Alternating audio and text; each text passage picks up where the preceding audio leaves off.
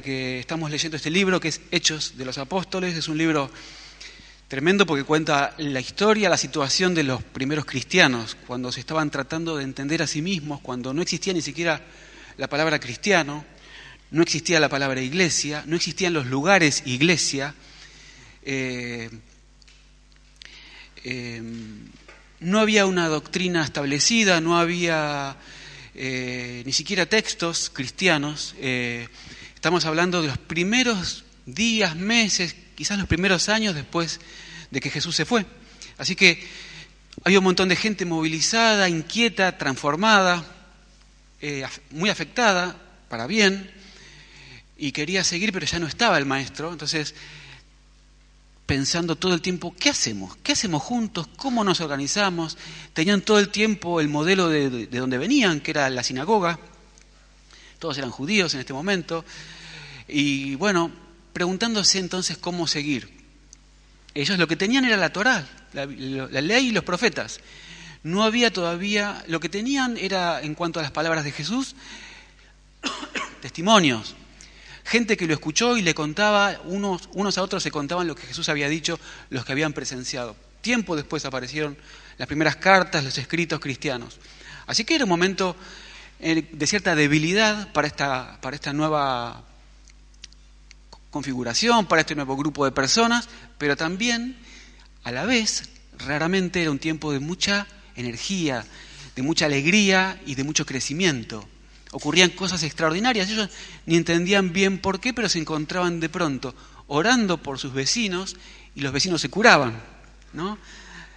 Orando por sus amigos, por sus familiares, y esas vidas eran transformadas. Así que todo lo que no tenían y todo lo que tenían. Ese es el tiempo de los primeros capítulos de Hechos. Hoy vamos a leer el capítulo 8, vamos a empezar con el capítulo 8. Ustedes se acuerdan, hace 15 días John nos contó la historia de Esteban, que fue la primera persona que murió, que fue asesinado por creer en Jesús. Esteban era una persona muy particular, aparentemente un joven, probablemente un joven, muy valioso, muy querido, muy informado, una persona con mucha información y a la vez con un gran corazón. Entonces los apóstoles habían elegido a alguien así, con una elevada formación para servir a las mesas, porque él lograba que las personas no se peleen por a quién le servimos más.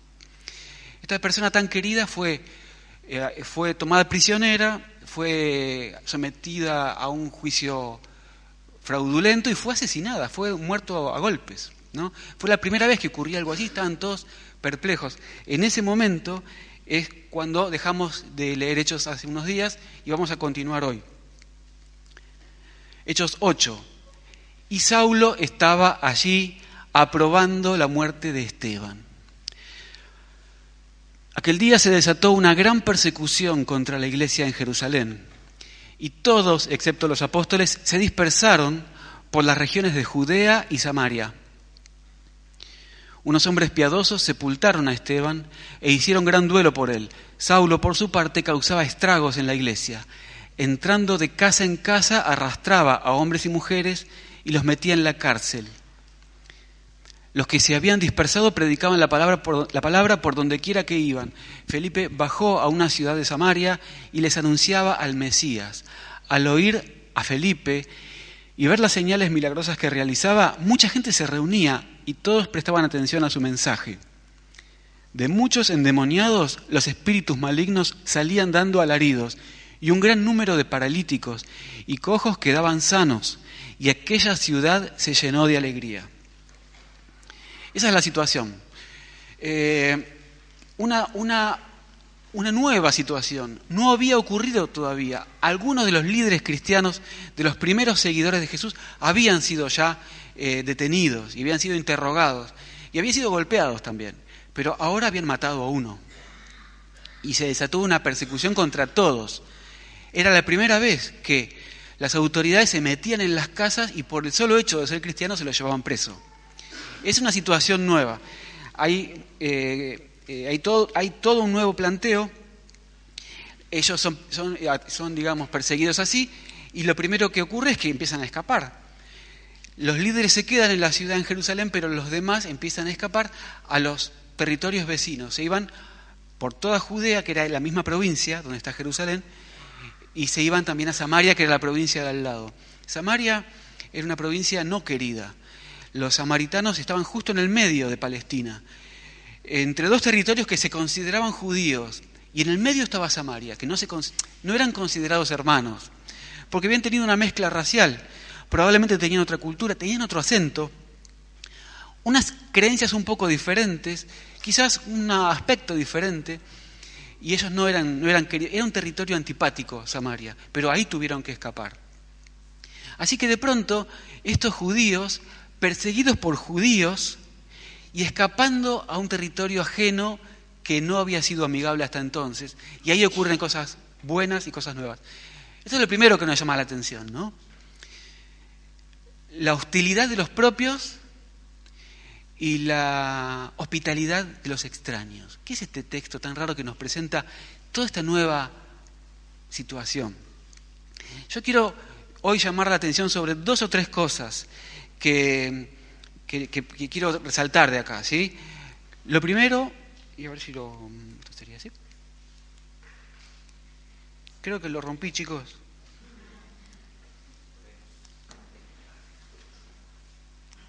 Así. El drama de los perseguidos. Es lo evidente, es lo primero que leemos en el texto y lo primero que entendemos. El drama de los perseguidos. Personas que sin entender bien, ¿por qué? Porque no habían hecho ningún crimen, son atrapados, son detenidos y no se sabía cómo seguía la cosa porque ya habían matado a uno. Esto es lo primero y lo que conocemos. Todos hemos visto en las películas lo que sufrieron los primeros cristianos durante muchos años, durante generaciones.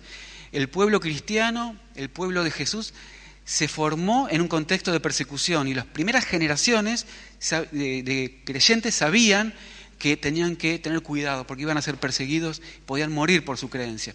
Esto lo conocemos, ¿sí? Duró por lo menos 300 años en que ellos tenían que esconderse y no podían decir abiertamente lo que creían, tenían que tener cuidado con quién hablaban, eran infiltrados, eran perseguidos. Eso es lo que ya, el primer drama, el drama de ser perseguidos. Pero yo quiero llamar la atención hoy sobre una cosa que quizás no hemos reparado, que es el drama de Saulo. Saulo es un líder, nuevo líder, fariseo, que está más o menos como comandando este operativo de persecución. Saulo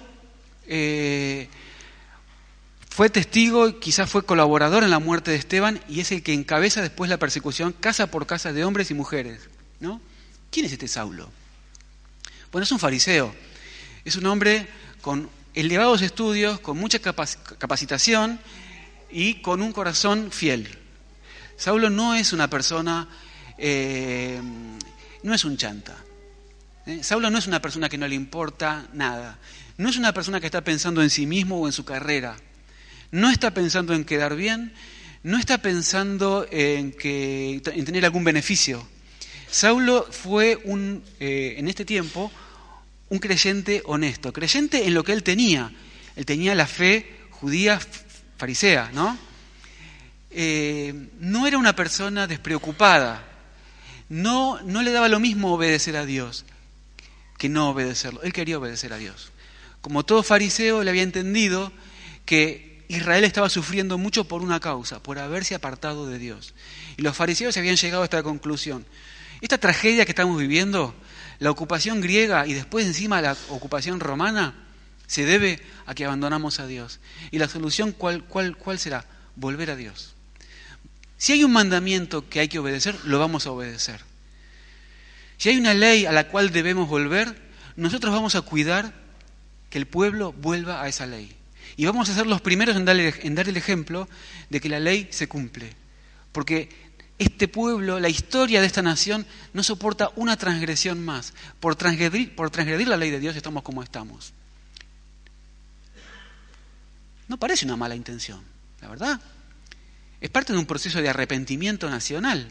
Saulo era un convencido de que cualquier cosa que nos apartara de obedecer al Dios de Israel y a sus mandamientos, no hay que permitirla, porque por ese camino estamos como estamos. Ese es Saulo, comprometido hasta los huesos. Seguramente no disfrutaba metiendo hombres y mujeres presos, pero consideraba que era lo que había que hacer para que pare el sufrimiento nacional y para que Dios los vuelva a mirar con simpatía. Obedecer a sus leyes. Obedecer al pie de la letra, caiga quien caiga, ¿no? Eso era un fariseo. Ahora, es un drama tener esas intenciones y elegir un camino que termina en la vereda de enfrente de los planes de Dios. Esa es una tragedia. Tener esas intenciones y terminar luchando contra Jesús, contra la persona que Dios había enviado. Algo grave pasó. Saben que, considerando un poco, digamos, tratando de imaginarnos la situación, Saulo con sus amigos reunidos, presenciando que hay un nuevo referente popular, muy querido, que se llama Jesús, que dice cosas raras y que no respeta a veces el sábado y que prefiere tener compasión de una mujer pecadora antes que matarla. Un hombre que es capaz, un Jesús, un líder, un referente que es capaz de tener compasión antes que una obediencia legalista, y dice, esto nos va a llevar por mal camino. Todos sus amigos preocupados, y de repente se encuentran ante la realidad de que el gobierno les autoriza a tomar prisioneros a los que creen en Jesús. Es tentador usar el poder del Estado para defender las cosas de Dios, la verdad. De repente, un pueblo oprimido, el pueblo de Israel, recibe la autorización de la ocupación romana para que hagan justicia, para que metan presos a los que conspiran contra la doctrina que habían tenido hasta entonces. Fue tentador recibir el ofrecimiento de los poderes del Estado, y él dijo, bueno, esto es de Dios. Si el Estado, si los soldados romanos están de nuestro lado, si nos dejan meterlo en sus cárceles, ¿qué más necesitamos? Y sin embargo no era de Dios. Ese es el drama de Saulo. Creer que Dios le estaba dando los poderes del Estado para defender la justicia y defender la sana doctrina, y encontrarse de repente, como se va a encontrar después, a sí mismo luchando contra Dios, ¿no? Ese es el drama de Saulo. No le pasó solamente a él. ¿Saben a quién más le pasó? Mucho más tarde, a toda la iglesia cristiana. Durante 300 años, y no vamos a dar detalles de la clase de muerte y de tortura que sufrían los cristianos durante 300, ya sabemos, ¿no? Familias enteras enviadas a morir como espectáculo, papá, mamá y niños, ¿no? Después de sufrir todo eso, un día ocurrió, un poco después del año 300, que el emperador romano, no sé qué le pasó, tuvo una visión, nadie entiende bien qué le pasó, pero el tipo dice, ¿saben qué? Me hice cristiano. El emperador, el que dirigía la masacre, me hice cristiano. Y a partir de hoy, no solamente que los cristianos, Constantino, no solamente que los cristianos no van a ser más perseguidos, el cristianismo va a ser la religión oficial del Imperio Romano. ¿Se imaginan la situación de los cristianos después de haber sufrido eso? Que te diga, el emperador declara que desde ahora el cristianismo, la fe cristiana, la fe en Jesús va a ser defendida por el Imperio Romano, nada menos. Y va a ser apoyada y ayudada por el Imperio Romano. Y es más, los recursos que antes tenían las otras religiones se le van a otorgar a la Iglesia de Jesús. El templo de Júpiter en la mitad de Roma ahora va a ser el templo de Jesús. Soñado. La gente no podía creerlo. Los cristianos del año 300 no podían creer. Dios escuchó nuestras oraciones, ¿no? El poder del Estado romano se va a dedicar a defenderlos a ustedes y a propagar la fe de ustedes. Hay una película muy interesante que se llama Ágora. Si pueden, búsquenla. Ágora. Es una película que cuenta la situación, los días o los meses en los cuales la fe cristiana dejó de ser perseguida y pasó a ser la iglesia oficial del imperio. Fueron días. Y de repente el universo era otro. Lo que cuenta la película y lo que muestra es cómo los cristianos pasaron en poquito rato, quizás en una semana, de ser perseguidos a ser perseguidores. Es terrible verla, uno no quiere verla, pero te muestran que los cristianos Un día eran quemados en la hoguera y a la semana siguiente estaban buscando para quemar en la hoguera a los rivales. Les pasó a los cristianos el drama de Saulo, mucho más tarde. Creer que con los poderes de este mundo podemos defender la causa de Dios. Saben que sí, eso ocurrió. A partir del año 300, la iglesia oficial de Europa fue la iglesia cristiana, fueron los cristianos, y los misioneros cristianos eran enviados a toda Europa. Y Europa se convirtió en un continente cristiano a lo largo de 1000 años, pero fueron 1000 años de cristianismo oficial, pero de dudosa felicidad, digamos, para el mundo. Fueron 1000 años de oscuridad, 1000 años en los cuales el conocimiento se tapó, la alfabetización se frenó, se conoce esto como oscurantismo, promover la ignorancia para que la gente no haga preguntas incómodas. La Edad Media, ¿sí? Hay alguien quizás que no quiere mucho a los cristianos, pero que dijo: el mediodía de la iglesia fue la medianoche de la humanidad. Fueron 1000 años en los cuales los cristianos tuvimos el poder y se formó esto que se llamó la cristiandad. La cristiandad es dar por sentado que vivimos en un mundo de cristianos. Más vale que lo seas. Eso ocurrió. Los cristianos enteros vivimos el drama de Saulo durante mucho tiempo. Un día, miren esta frase que escribió mucho tiempo después un cristiano honesto. Dice: hablando con franqueza, no sé realmente si la próspera condición actual de la iglesia es más agradable a Dios que su humildad anterior. Quizá aquella condición era mejor, pero la presente es más grata. Otto de Freising, un apologista cristiano del siglo XII, ¿sí? En el año 1100 uno dijo: honestamente, creo que antes estábamos mejor con Dios, cuando no éramos los que tenían el poder. Lo que sí, que ahora la estamos pasando bárbaro. Bueno, me parece un punto a tener en cuenta, el drama de los perseguidos, pero también el drama de Saulo. ¿Y qué vamos a decir del drama de los perseguidos hoy? ¿Existe hoy una persecución contra la iglesia cristiana? ¿Contra los cristianos? ¿Ustedes qué saben de eso? La hay. Más de lo que creemos. Se estima que el año pasado, 2017, 3000 personas murieron por confesarse cristianos en el mundo. Es un récord. El Papa Francisco dijo: la persecución contra los cristianos es mayor hoy que en el siglo I. Suena fuerte, pero mira, en el año 2015 creo que habían sido como 7000 los muertos por la fe cristiana. Después bajó un poco y ahora, el año pasado, 3000. Cerca de 800 iglesias o instituciones cristianas en el mundo fueron quemadas o saqueadas por ser cristianas. Se calcula que 200 y pico millones de cristianos en el mundo están amenazados por ser cristianos. Viven en lugares en donde no se puede ser cristiano. Se dice que 1 de cada 12 cristianos en el mundo vive en un lugar donde está en peligro por ser cristiano.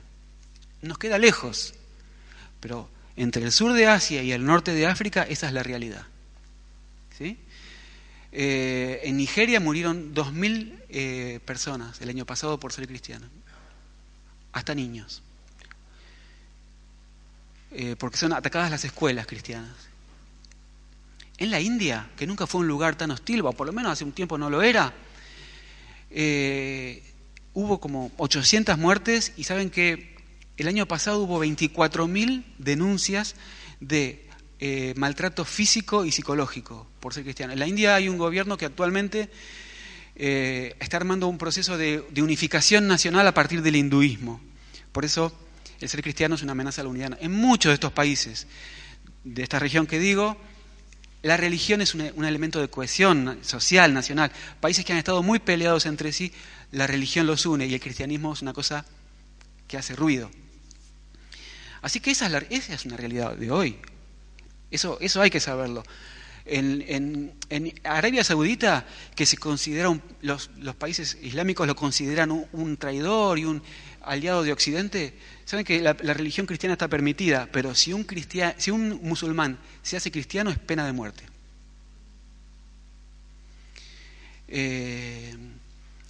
Bueno, eso es una realidad que no se puede no decir. Los expertos lo que recomiendan ante esto, primero que todo, es orar, saberlo y orar por ellos. Hay 2 países latinoamericanos también en los cuales están pasando cosas raras, México y Colombia. 23 líderes cristianos evangélicos en México murieron el año pasado y 4 en Colombia. Probablemente la diferencia en estos casos es que no es una persecución promovida por el Estado, sino fruto de luchas sociales, digamos, de divisiones nacionales, ¿no? De una especie de guerra civil. Pero bueno, es una realidad también. Ese es el drama de los perseguidos hoy. ¿Y cuál es el drama de Saulo hoy? ¿Cuál sería el drama de Saulo hoy? ¿Existe? ¿Saben que hay grupos y congregaciones cristianas que decidieron que su estrategia para llevar adelante el reino de Dios es tomar los puestos de poder? Hay congregaciones católicas y evangélicas que tienen como plan tomar los lugares de poder y decir, bueno, vamos a poner nuestra gente allá, vamos a alcanzar el poder político. En Latinoamérica ya ocurrió. En el año 78 fue el primer presidente evangélico en Guatemala. Hasta este año estuvo preso por crímenes, por un genocidio con aborígenes. No funcionó. En Brasil hay cerca de 60 diputados evangélicos y uno los ve, no lo que dicen ni qué posición política tienen, sino cómo viven. Y uno dice, ¿estos son de los nuestros? Existe la tentación todavía de esto que se llama el constantinismo, ¿sí? El constantinismo. El drama de Saulo puede repetirse hoy. Y uno podría preguntarse, ¿no será un camino válido? ¿No será que se puede hacer como hizo Saulo, que tomó los poderes para defender la causa de Jesús? ¿Estará bien o estará mal? ¿Qué pensará Dios de esto? Yo tengo un par de sugerencias que me hacen pensar que hay que tener cuidado con eso. Y son sugerencias que vienen de la misma Biblia. Lucas 4. Entonces el diablo llevó a Jesús a un lugar alto y le mostró en un instante todos los reinos del mundo. Sobre estos reinos y todo su esplendor le dijo, te daré la autoridad, porque a mí me ha sido entregada, y puedo dársela a quien yo quiera, así que si me adoras, todo esto será tuyo, todo será tuyo. Jesús le contestó, escrito está, adora al Señor tu Dios y sírvele solamente a Él. Jesús tuvo la oportunidad. Al comienzo de su tarea se le ofrecieron los reinos de este mundo. ¿No te gustaría gobernar este país? Este país necesita a alguien como vos. ¿Quién mejor que vos va a imponer sobre este país que sufre las reglas del reino de Dios? Era tentador. ¿Se acuerdan cómo fue la tentación, no? Antes de que Jesús dijera una palabra. Se pasó 30 años pensando qué decir. Y antes de decir el diablo le dijo, perdóname, antes que digas algo te quiero proponer. Mirá, esto lo manejo yo. Si me das el ok, yo te pongo en el trono. Y desde ahí vos imponés el reino de Dios. No. Por alguna razón, Jesús le dijo, no, con vos no. Voy por otro camino. Juan 6. Al ver la señal que Jesús había realizado, claro, le dio de comer a 10.000 personas, la gente comenzó a decir, en verdad, este es el profeta, el que ha de venir al mundo. Pero Jesús, dándose cuenta de que querían llevárselo a la fuerza y declararlo rey, se retiró de nuevo a la montaña él solo. ¿Se acuerdan cuando en el momento de la captura de Jesús, Pedro saca la espada, le pega un golpe, le corta la oreja a un soldado? Y Jesús, no entendiste, Pedro, no entendiste, que no era así. Me estoy por ir de acá y me doy cuenta que no entendiste nada. No era con esas armas. Ahora, ¿Esto qué quiere decir? Que no tenemos que meternos con la realidad, que no nos tiene que importar la realidad, que tenemos que vivir en un mundo de fantasía, en un mundo de ilusión, un mundo de solamente esperanza y no mirar el dolor que nos rodea. ¿Quiere decir que no tenemos que afectar a la realidad como cristianos? No, no quiere decir eso. Lo que quiere decir es no con esas armas. Cuidado con qué armas. Eso quiere decir. ¿Sí?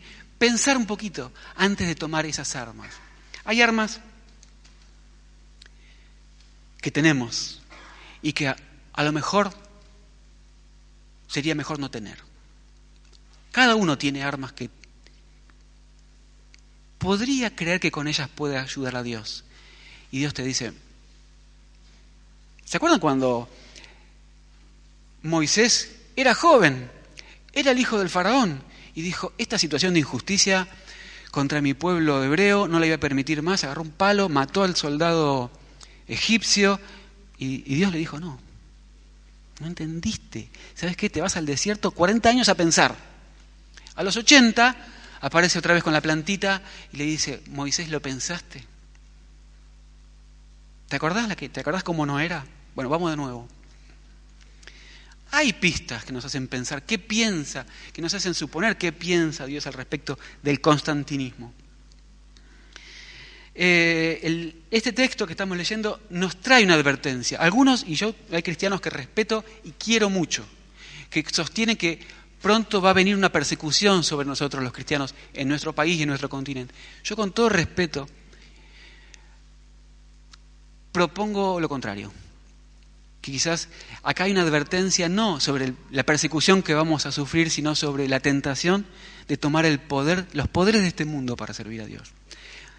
El drama de Saulo. Vamos a la segunda parte del texto. Los que se habían dispersado predicaban la palabra por donde quiera que iban. Felipe bajó a una ciudad de Samaria, les anunciaba al Mesías. Al oír a Felipe y ver las señales milagrosas que realizaba, mucha gente se reunía y todos prestaban atención a su mensaje. Bueno, esta es la parte linda del texto, ¿sí? Es el momento de la esperanza. De muchos endemoniados los espíritus malignos salían dando alaridos y un gran número de paralíticos y cojos quedaban sanos. La ciudad se llenó de alegría. Es la alegría para los derrotados. Miren, los que habían perdido, los que se habían tenido que ir, los que habían tenido que dejar su casa en la noche con todas sus cosas y escaparon con lo opuesto, estaban viendo una cosa increíble. Y también los samaritanos que habían sido siempre despreciados, estaban viendo una cosa increíble. Y también los pobres y los enfermos de Samaria, que eran lo último de lo último, estaban viviendo un mundo nuevo. Así que entre los que habían perdido y estaban expulsados de su tierra y los perdedores del pueblo vecino, un mundo nuevo. El momento de alegría para los derrotados. Acá es cuando los perdedores ganan. Y acá es cuando uno entiende que Dios tiene otros caminos, tiene otros planes, otros medios y otras armas. ¿Se acuerdan cuando, miren, hay un texto genial en Jueces? Casi nunca lo leemos porque es un texto muy antiguo. Dios le dijo a Gedeón, hay demasiados soldados en tu ejército y van a pensar que la victoria sobre los madianitas será de ellos y no mía. Por eso reúnelos y diles que cualquiera que tenga miedo regrese a su casa. ¿Ves? Dios diciéndole, mira, esta batalla la vamos a ganar, pero son muchos soldados, vamos a ganarla con menos. De esta manera Gedeón los puso a prueba. 22.000 soldados regresaron a su casa y 10.000 se quedaron. Dios le volvió a hablar a Gedeón, todavía hay demasiados soldados. Dios diciendo, 30.000. Yo no quiero 30.000 soldados que sean cualquiera. 30.000 personas luchando para mí, que su corazón no está conmigo, no los quiero. Bueno, 10.000, tampoco. No necesito 10.000. Entonces, no lo vamos a leer, pero Dios le dice, mira, llévatelos al río, hacelos tomar agua. El que toma agua como un perro, a su casa. El que toma agua como un ser humano así, bueno, ponele, vamos con ese. Es un texto increíble, hay que leerlo en Jueces. Jueces 7, ¿no? Dios no necesita nuestra fuerza, no necesita nuestros ejércitos, no es con ejército ni con espada, ¿se acuerdan? En la antigüedad se le llamaba Jehová de los ejércitos. Y desde Jesús, ¿cómo se lo llama? El Cordero. Jesús se presenta no como Jehová de los ejércitos. Yo soy el Cordero que se deja matar, soy yo. y no dice nada.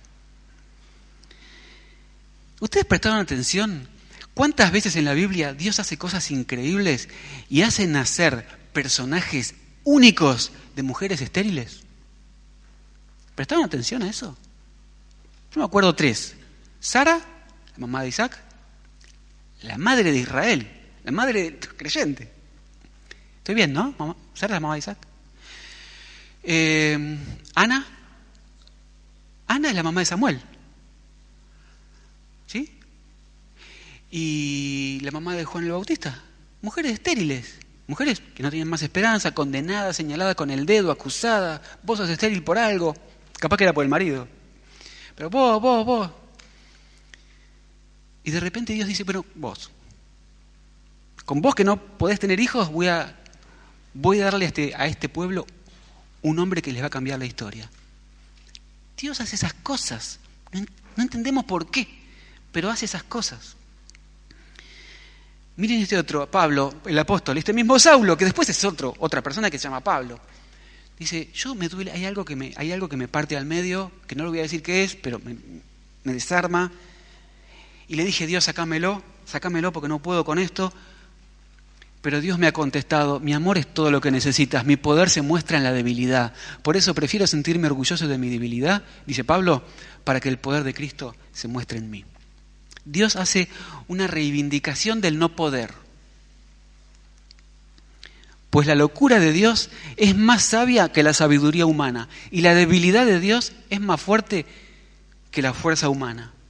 Hermanos, consideren su propio llamamiento. No muchos de ustedes son sabios según criterios meramente humanos, ni son muchos los poderosos, ni muchos los de noble cuna.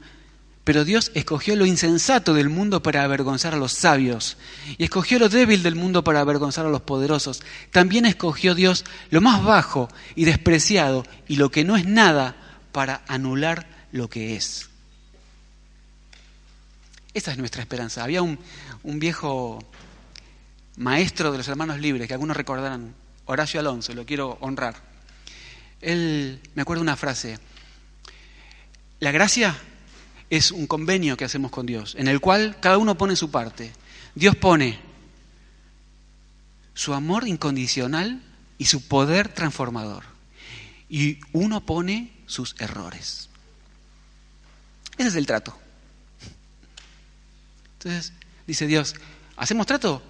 ¿Querés? ¿Así? ¿Vos qué tenés? Y uno le dice, yo tengo una colección de errores.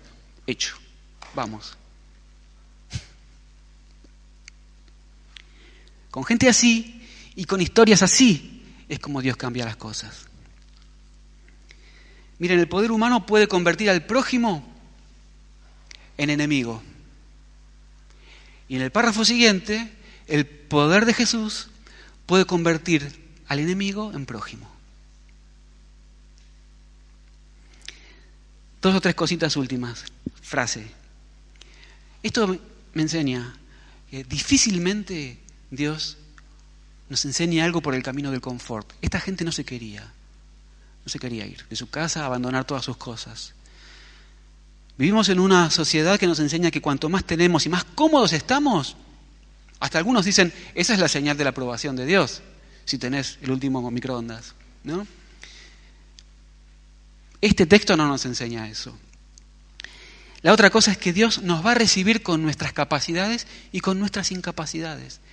La alegría de saber que Dios, cuando nos abrace, en su primer abrazo de la eternidad, va a abrazar nuestro potencial, nuestra capacidad, nuestra genialidad y también nuestra incapacidad y lo que no tenemos.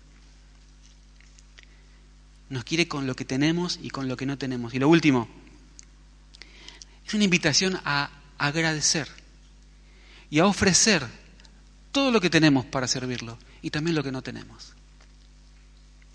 Agradecer por las cosas que no tenemos. Con personas que no tienen todo y no saben todo es que Dios cambia la historia. Miren el texto final, qué hermosa frase, ¿no? Y la ciudad se llenó de alegría. Desde la debilidad, estos fugitivos, perseguidos por su fe, desde lo que no tenían, desde lo que no entendían, llenaron de alegría una ciudad que estaba sufriendo. Si yo acá preguntara, ¿qué sabemos de nuestra ciudad? ¿Qué historias trágicas conocemos que están ocurriendo en este momento en nuestra ciudad? No nos vamos más. Nos pasaríamos la noche contando, vos, Cristian, que venís del hospital interzonal. Cualquiera en su trabajo